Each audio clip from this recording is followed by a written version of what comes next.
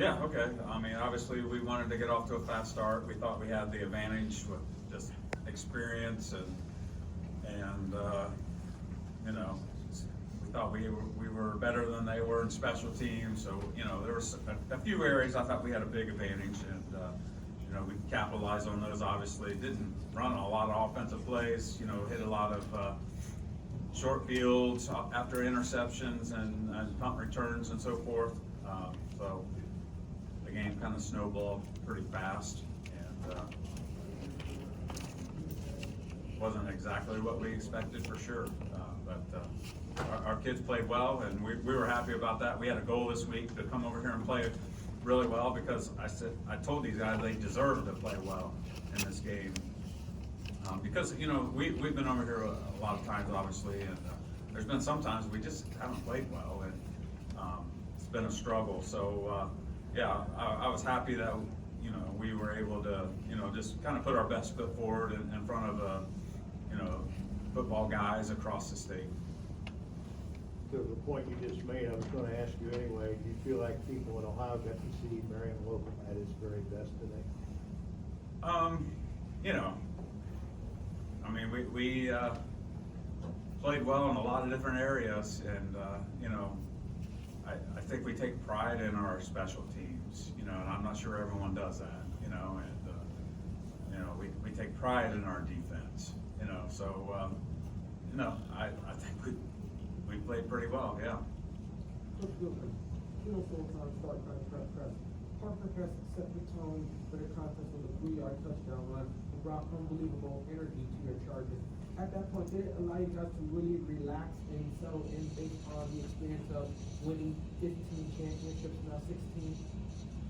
Yeah, I mean, to kind of touch on that, like when you're calling plays, like there's a big difference between, you know, the running game's working, you know, and then everything is open, because, you know, you can do whatever you want on first and 10, and, you know, if it doesn't hit in second 10, you feel confident you got 2 downs to get 10 yards. So I think, you know, just the overall run game, once we kind of establish that, and I would say more so, you know, like you're watching these teams on film, they're playing teams that you've never really went against, and so you're just making conjectures on, you know, how certain matchups will go. But once you kind of see it live, it's like, all right, we can run the ball against these guys, so that just makes calling plays a lot easier, and I think it, you know, loosens everyone up, especially, you know, in the passing game and so forth.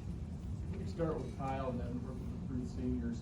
Has it kind of set in yet what today brings? I mean, 64 games, no other senior class has ever done that.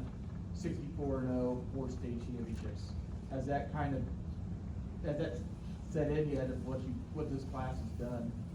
Not really yet. I mean, it just feels weird that the season's over and we won't get to play another season of football together ever again.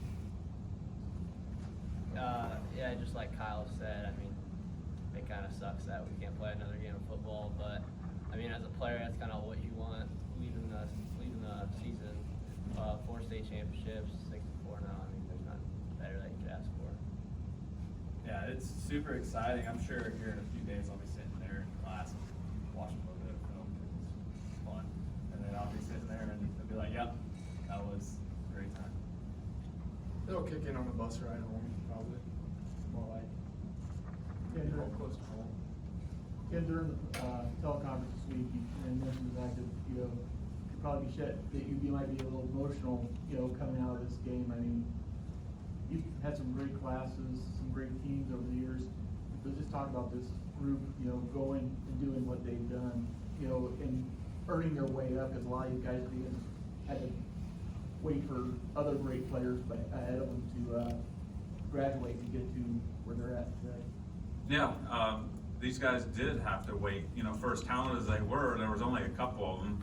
Kyle, Adam Winter, and Victor played a little bit as sophomores, but everyone else, it was strictly, Sparky played a little bit as a sophomore here and there. But yeah, not that much for how good they are. So yeah, they had to wait their turn, and you know, they were pretty lights out at JV level 2 years ago. But Well, the coaches noticed this class, I mean, not for its athleticism or anything like that, we just noticed it, like, watch this class, like, if we're watching film at 8, these guys are gonna be there at 7:30 just because they like hanging out together. And you just notice things like that, and this class is just different. We've never had a class that would do things like that, so, yeah, we're gonna miss them. Justin, you had a rushing touchdown late in the first half, a 60-yard rushing TD. Was part of a really great ground game. I believe 8 rushing touchdowns were scored today. And Victor, you also had a punt return for a TD. Victor, what did you see what did you see on that punt return? And Justin, what did you see on your TD? I really haven't been running the ball the past couple of games due to an injury, and I mean, I was sitting there trying to beg the coaches to let me run one last time. And then when they said that the play, I just started running out of a smile, and then you guys did a great job blocking. I read the seam, just ran, and then scored. Yeah, it helps with blockers on the punt return. I mean, I just see the seam and just turn the burners on to the crib. About it. Hey, Vic, you know, we were talking about special teams. Your special teams were so special today when you caught the ball and you looked up and you saw that wall just seal off the whole side of the field. What went through your mind when you said, boy, this is really open?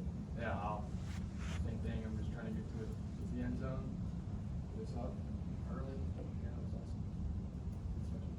Were you surprised though to see it that well executed? No, I mean, that's how we do it in practice. I mean, that's just how we practice. How it should be done. Yeah. Well, I like your practice. Yep.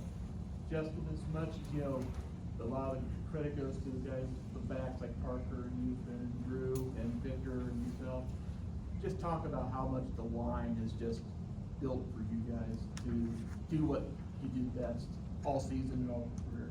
Yeah, I'd say our line. I mean, they just grind and practice. I mean, I look over and I'm just taking 3-step drop, and I see them pushing a sled. I'm just like, that looks like it sucks.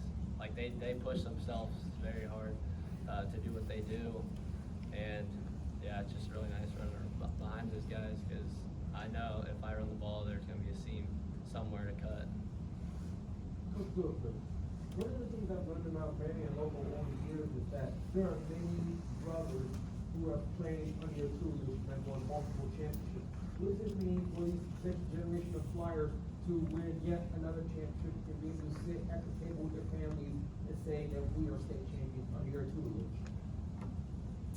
Yeah, well, I hope it means a lot, and I hope it motivates the younger guys, you know, to want to do it for themselves. Certainly, you know, an extra 6 weeks of practice, you know, doesn't hurt things either. So, and we work with those guys every day. So we're hoping, you know, that they're going to take it and run with it. But yeah, I think there were 7 sets of brothers on this year's team. So it's kind of neat. And for you stats buffs out there, I'd be curious.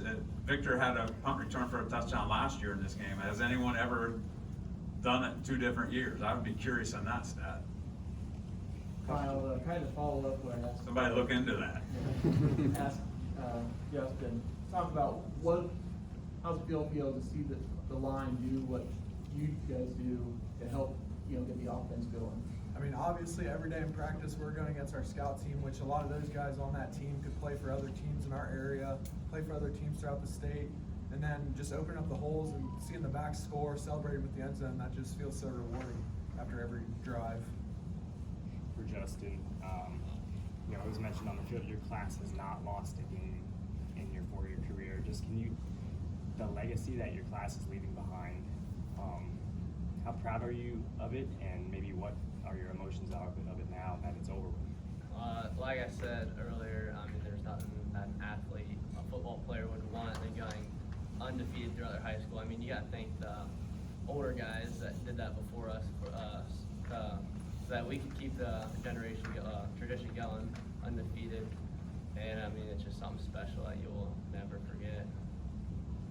Coach, 64 wins is obviously very impressive. There's now a huge target on you guys' back heading into next season. Is there any, you know, really big teams that you do looking to schedule with to make really big time games here in the state in the next couple seasons? You know, we'll worry about that when it happens. You know, we have an open week 1 right now, so we'll see what happens. I'm not really worried about that, to be honest with you, like scheduling whatever, or like we have big games in our league all the time, and we have plenty of those. But yeah, we'll schedule, you know, whoever we can find that's in the best interest of Marion Local Football. Tim, given the outcome of today's game, a lot of people look back on that Minster game, it was 21-7, and say, now, see, that was the state championship game. And I wondered maybe if you could maybe speak a little bit about competition in the league, and particularly the kind of year Minster had. Oh, yeah, and I said it right after we played them. There's been a lot of teams worse than them that won state titles, you know, in this state, because I've seen it, you know.